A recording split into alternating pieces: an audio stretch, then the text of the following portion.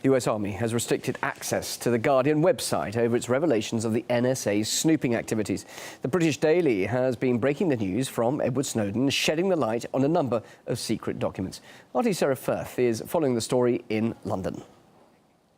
This information is regarding reports in the US media that the US military seems to have admitted to them that they have been filtering content regarding government surveillance programs. And this came on the back of reports about complaints from a US base in San Francisco that the staff there weren't able to access any of the UK Guardian website and only partial access to the US Guardian website. They said it seems that this is to do with something called network hygiene. Now, this is preserving their system from any threat externally or internally. And I spoke to the MOD press office here in the UK and asked them if anything similar was, of course, being done with the British military.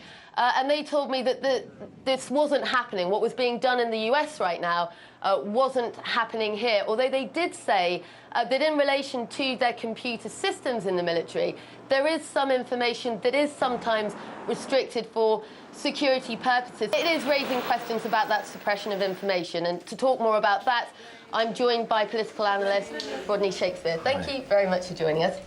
I think the first question to ask is, these are classified documents that have been released by a whistleblower, and of course in a very similar way to what we saw with WikiLeaks, although there's been this public release, they're still classified documents. So, I mean, are the US military justified in, preserving their system in this way? It's nothing to do with network hygiene. It is straight attempt to suppress and to control what is being read and understood by, in this case, the soldiers. The other side of the coin is the American government and the British government are looking at all the internet, all the mobile appliances, all the landline telephones of you, me, American citizens, British citizens, and every single person watching this program. So it's a little sign, ridiculous sign, because those soldiers can actually get hold of that information. Of course, they have mobile phones and computer access elsewhere. No problem at all. Yeah.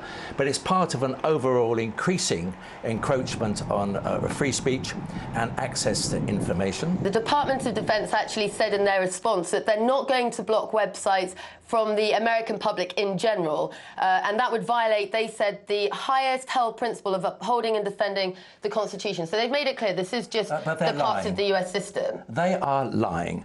When they talk about democracy, they arm throat slitters, gas chokers and head choppers. When they talk about free speech, they are shutting down as many things as they do.